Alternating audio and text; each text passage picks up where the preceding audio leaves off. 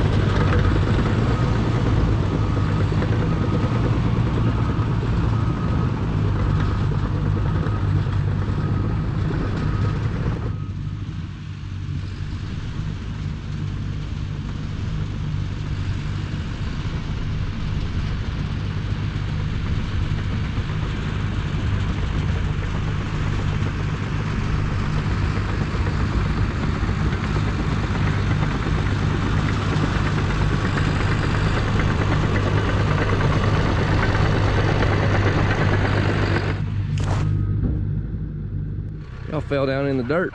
Didn't even see it.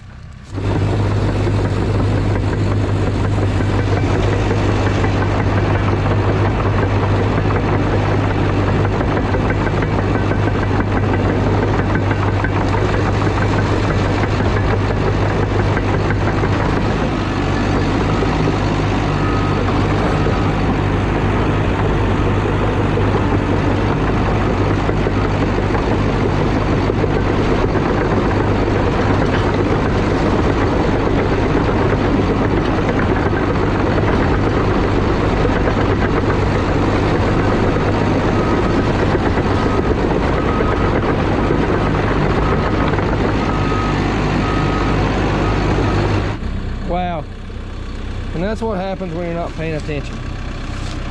Paint can and spray gun ran over by the dozer, dead. And on top of that, I thought I put my transit, my top con laser in the dozer this morning, but it's not in the dozer when I got here. My tripod and my rod was, but my laser's not. So I hopefully left it in my work truck at home and didn't set it on the trailer and fall off on the way here. And while I was on the way here, I was on a small paved road there, and I got over to let a car pass. When I got over to let a car pass, I blew a tire on my trailer. Today's not a good day. Hopefully the rest of the day will straighten up a little bit, but so I blew a tire. I don't know where my laser is. I just crushed the spray gun and the paint can. Let's get to work, make some money, try to anyway.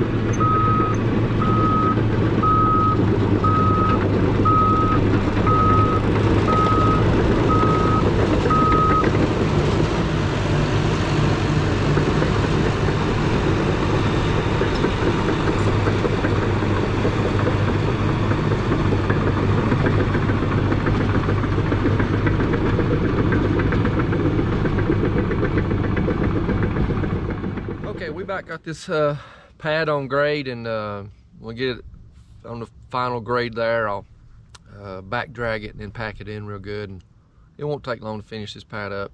Not put too big a pad. It's going really well. The ground's working nice too. It's cutting good and feeling good. This morning on the message I want to talk about is in John chapter 14, and it's where Jesus was talking with the disciples, and he was telling the disciples that he was going away, and that if he went away, that he would return and receive them unto himself, that where he was going, that they would be going as well.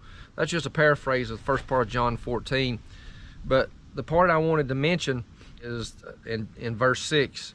It says, Jesus said to him, I am the way, the truth, and the life, and no one comes to the Father except through me. So Jesus very plainly, very boldly told Thomas, because Thomas was a little bit confused about where Jesus was going. He told him he didn't know where he was going. And so Jesus in verse 6 said that he was the way, the truth, and the life.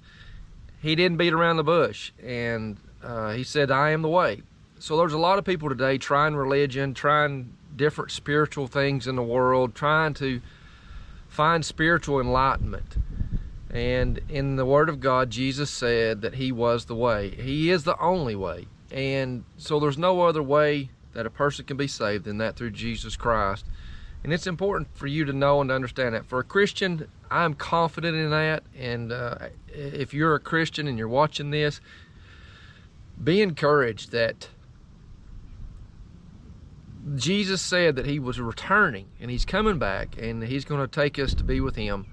For an unbeliever, you're struggling with whether or not God is real, you're struggling whether or not Christ is real, you're struggling whether or not what's the spiritual path to enlightenment and all kinds of things.